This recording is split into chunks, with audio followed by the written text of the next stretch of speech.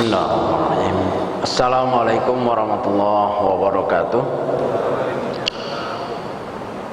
Innal hamdalillah nahmaduhu wa nasta'inu wa nastaghfiruh wa na'udzu billahi min shururi anfusina wa min sayyiati a'malina.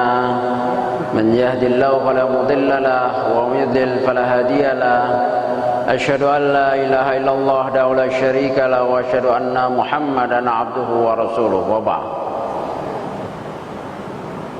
Hadirin yang rahmati Allah Subhanahu wa taala, azanallahu wa iyyakum.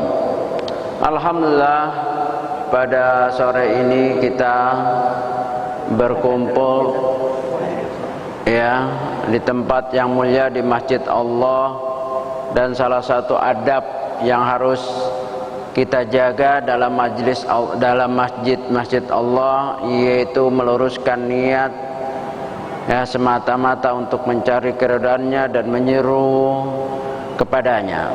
Sebagaimana firman Allah dalam surat Al-Jin, wa annal masajida lillah fala tad'u ma'allahi ahada. Sesungguhnya masjid-masjid hanya milik Allah dan janganlah kamu menyeru siapapun jua. Dalam bab ini para ulama memakai ayat ini untuk menekankan tentang keikhlasan kita. Karena amal soleh syaratnya dua, al-ikhlas was-shawab. Ikhlas dan benar, ikhlas lillahi wahdah.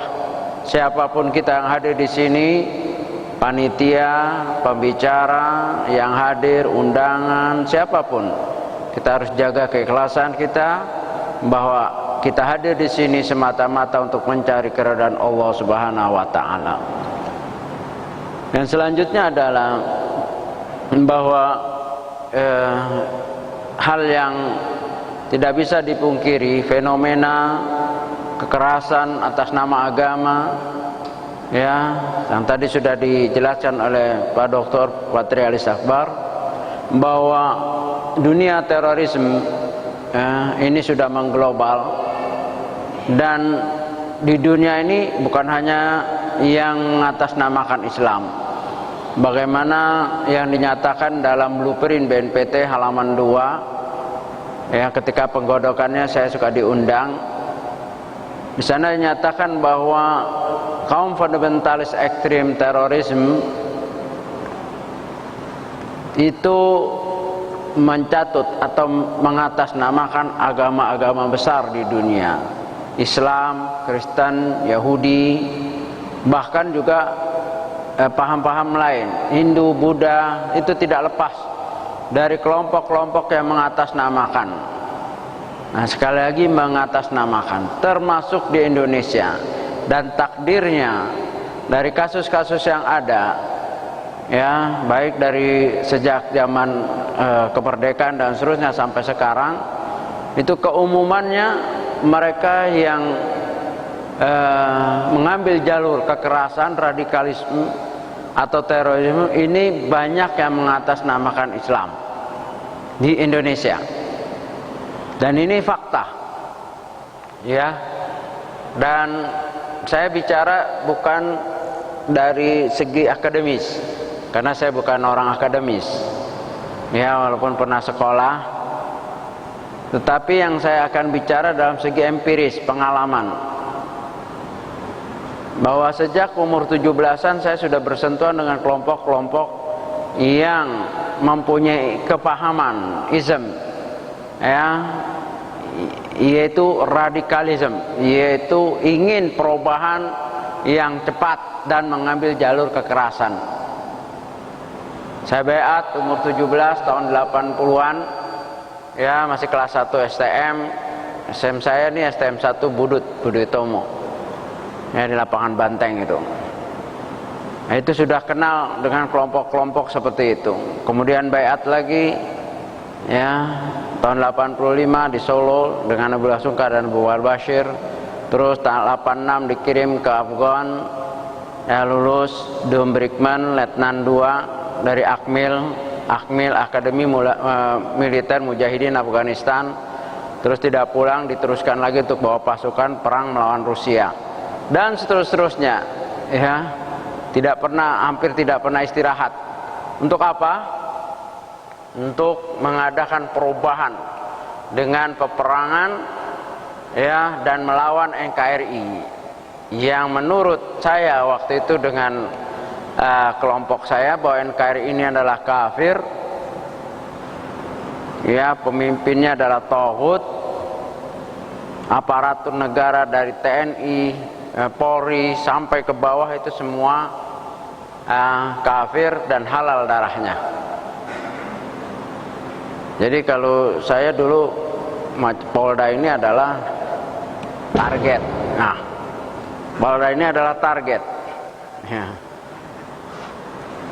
Ya, nggak mungkin saya bisa duduk begini ini, nggak mungkin. Ya, itulah doktrin, itulah radikalisme.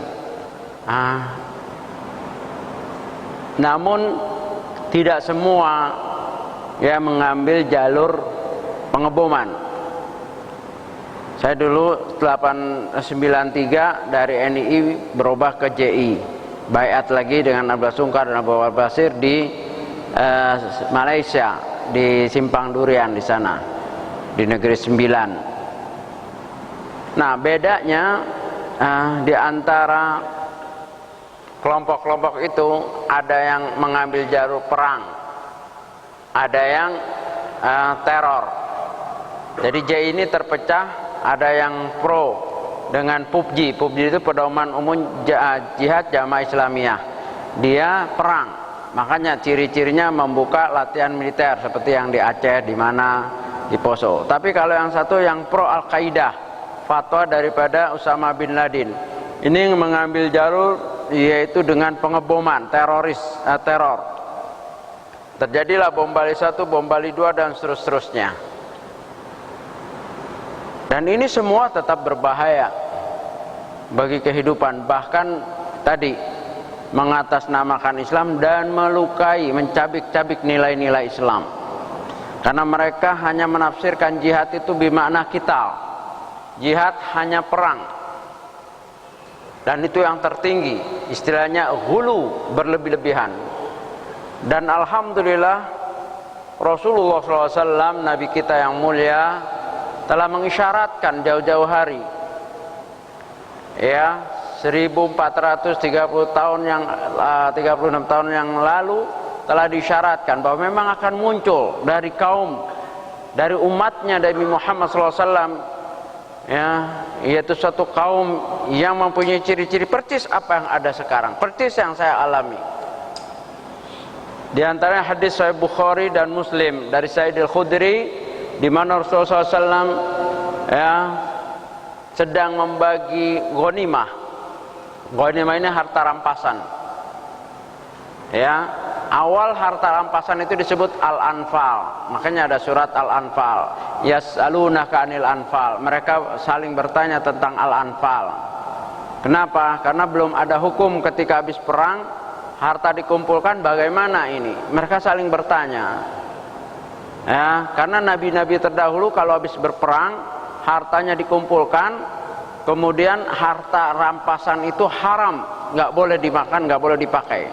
Maka nabinya berdoa sebelum dikumpulkan, sebelum berdoa nabinya berpesan semua harta rampasan harus dikumpulkan. Kenapa? Karena setelah berdoa nanti akan terbakar itu. Itu dalam tafsir Ibnu Katsir. Terbakar.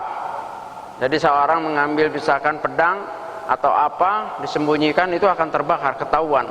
Makanya diperintahkan untuk dikumpulkan.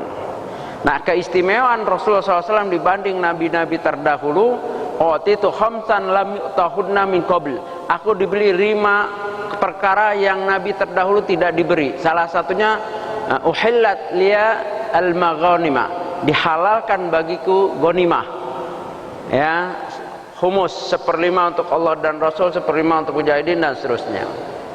Nah, ketika Rasulullah SAW sedang membagikan ghanimah, ja'a rajulun, datang seorang laki-laki yang bernama Dzul Khuwaisirah At-Tamimi.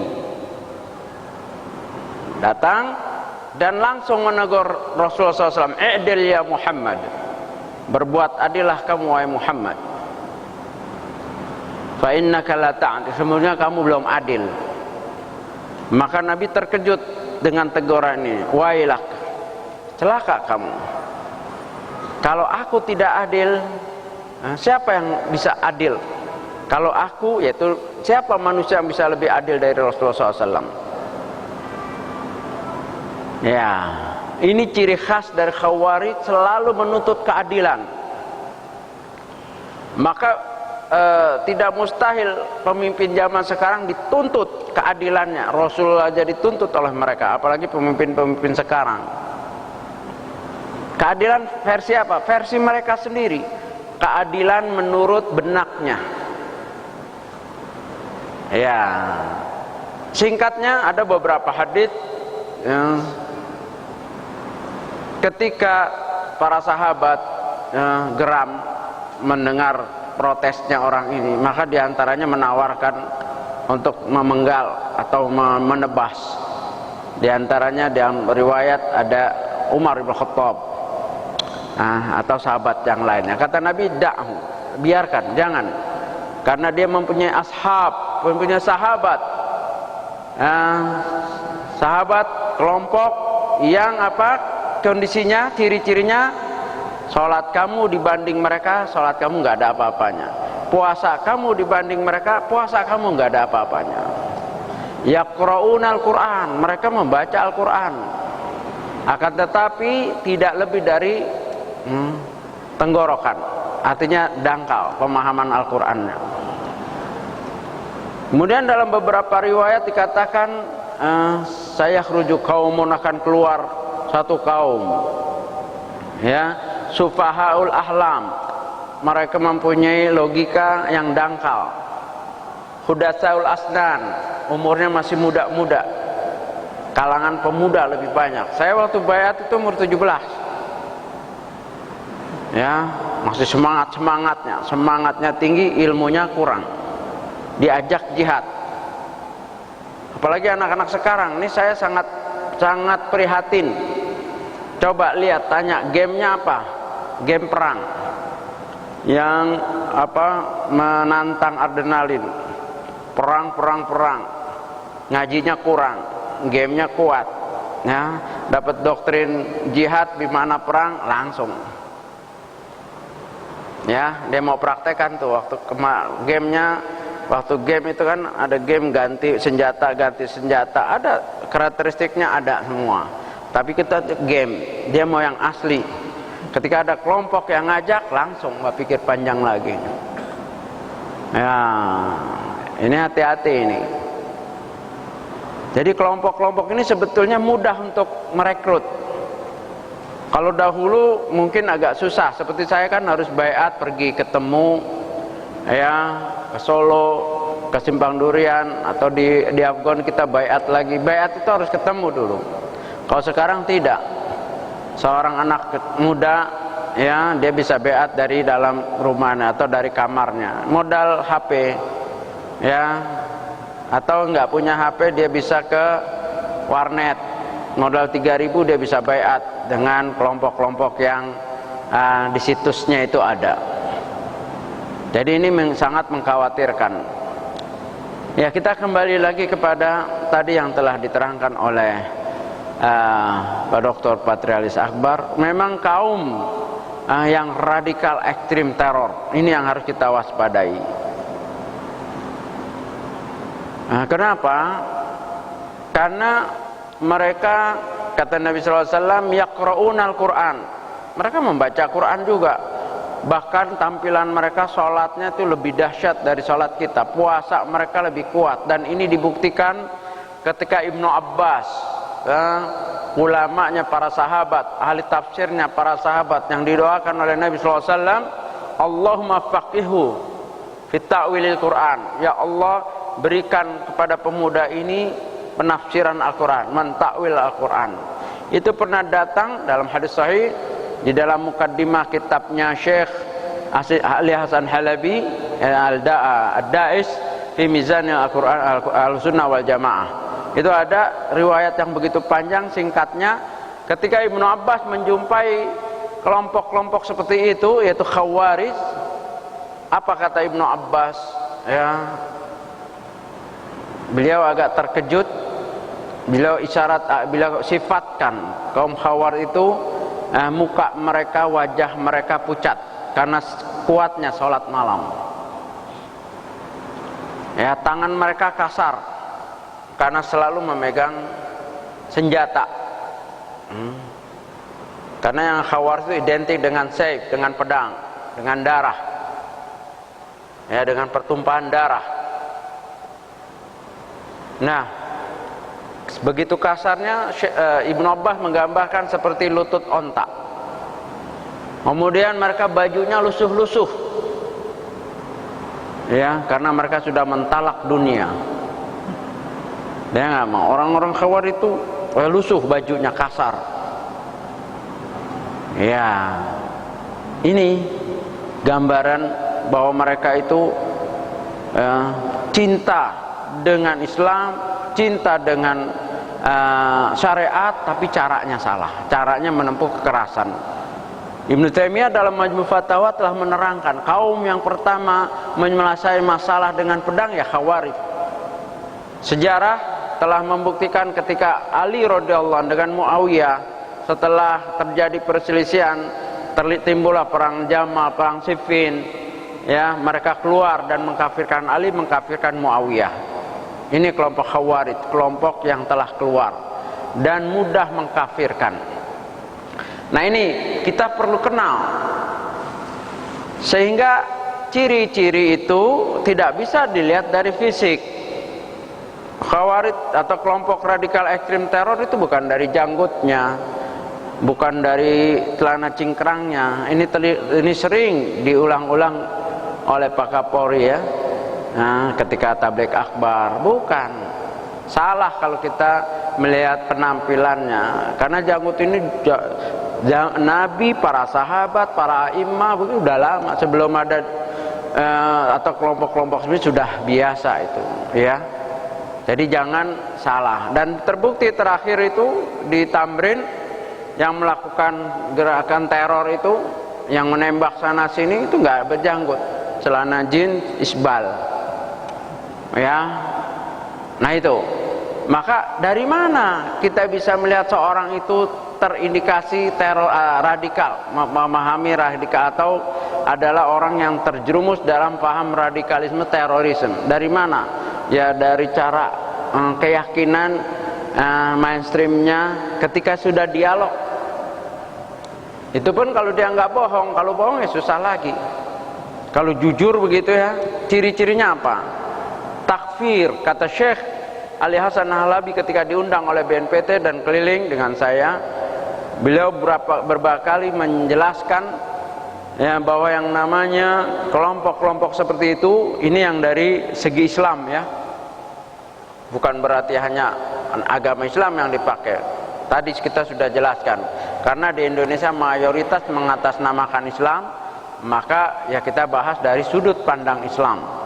Kata Syekh Ali Hasan Halabi bahwa mereka itu adalah kelompok dengan ciri dua yang paling menonjol, yaitu apa? Takfir wa tafjir, mudah mengkafirkan dan mudah menghalalkan darah dan melakukan kerusakan.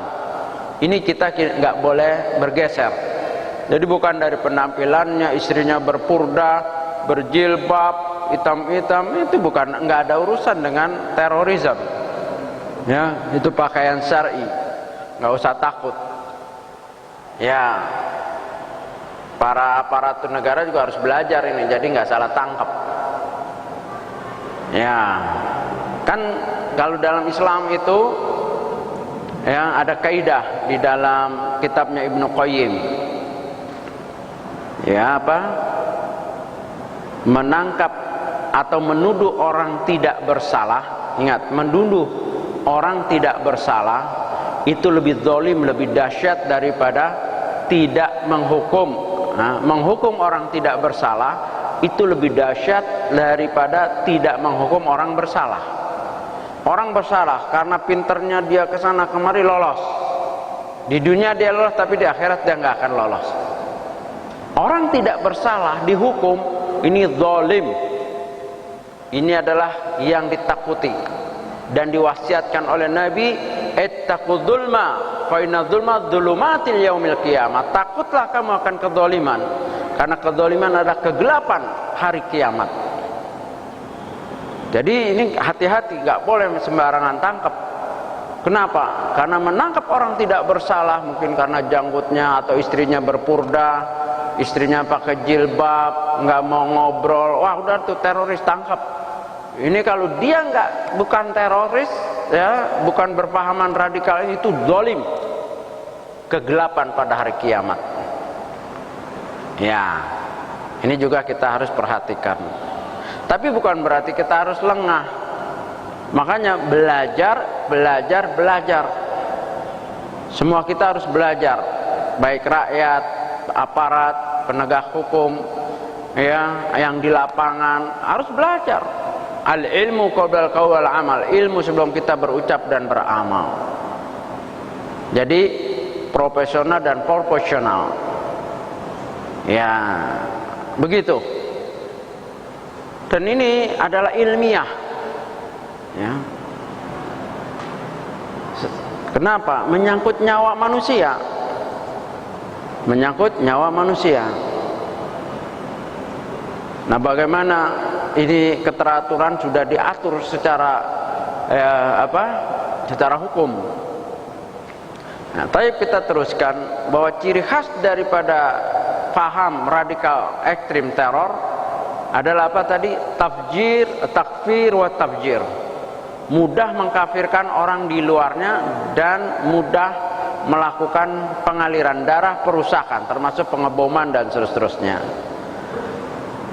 Ya, sebelum nanti kita akan bahas masalah ISIS dan kelompok-kelompok lain dan bagaimana keterkaitannya, ya, saya akan bahas lagi tentang ciri-cirinya dulu.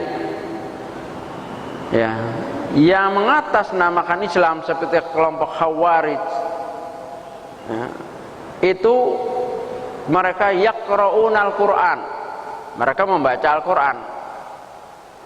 Nah, bahkan dalam riwayat Tirmidzi dan yang lainnya, ya, yaquluna, mereka berucap dengan ucapan sebaik-baik manusia, hadis.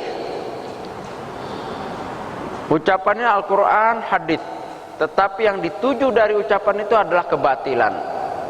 Kama qala Ali radhiyallahu an, qaulul haq, ucapannya hak. Ya, dan yang dituju dari ucapan yang hak itu batil, menghalalkan darah, ya, dengan mengutip ayat, mudah menghukum. Tentang takfir contohnya, ayat yang biasa mereka pakai itu diantaranya surat Al-Maidah itu ayat 44, ya, 45, 44, 45, begitu. Wa malam yahkum bima anzalallah fa ulaika humul kafirun. Barang siapa yang tidak berhukum dengan hukum Allah, maka mereka adalah kafir. Ayat ini cukup bagi mereka untuk mengkafirkan seluruh dunia kecuali kelompoknya mereka. Kelompoknya mereka aja yang tidak kafir, yang lainnya kafir. Indonesia kafir, Saudi kafir.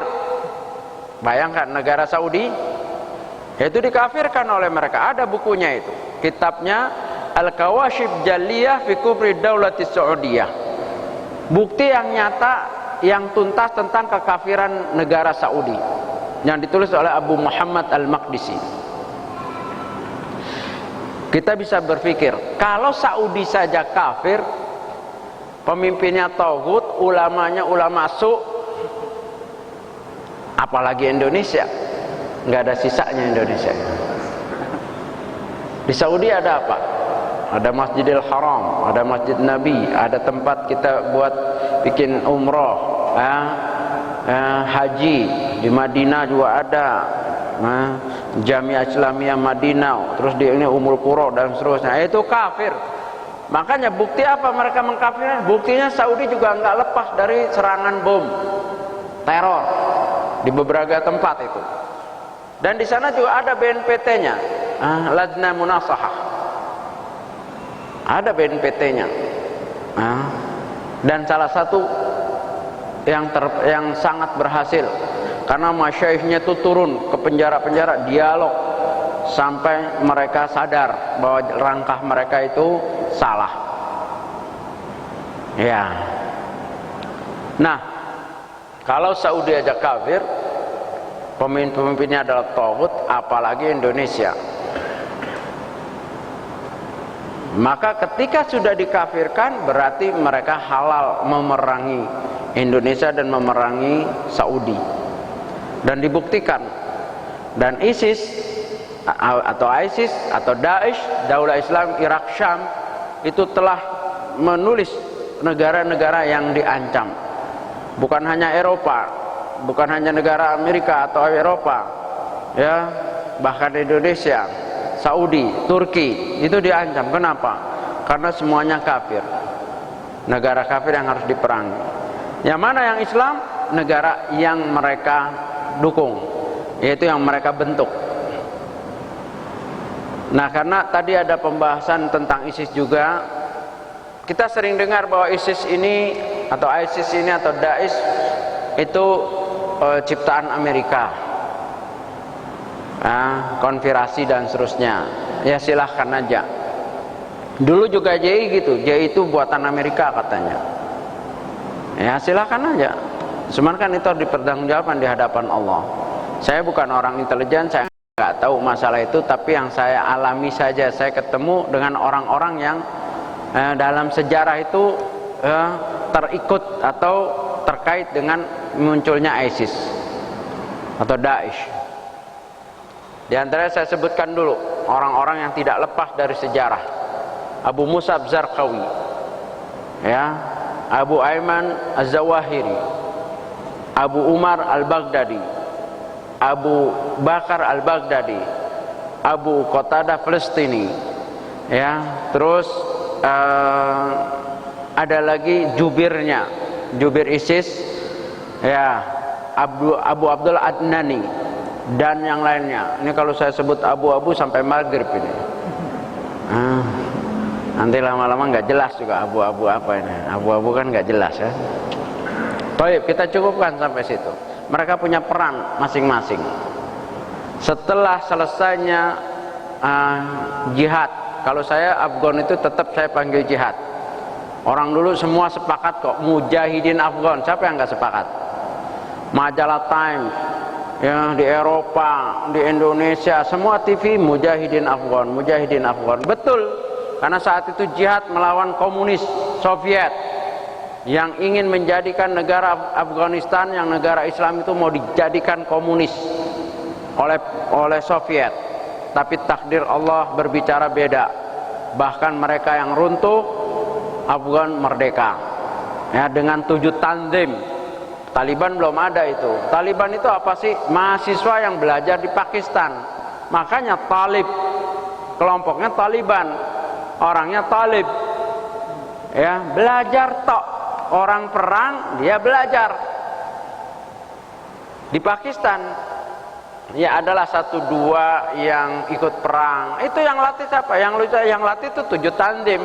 Mereka nggak punya front. Taliban itu ikut ke Abu Rabi'ah Sayyaf, ikut ke Himmatyar, ikut ke Ghulam Nabi, ikut ke Burhanuddin Robani, ke Yunus Khalis, ke Jailani dan seterusnya. Ada 7 tanzim. Yang perang itu 7 tanzim. Nah, setelah menang, ya, Amerika berkiprah. Karena kalau 7 tanzim yang menang, ini mesti negara ini Ahlus Sunnah. Dan Amerika atau Mossad sangat benci dengan Ahlus Sunnah. Ini semua dari ujung ke ujung 7 tanzim itu Ahlus Sunnah.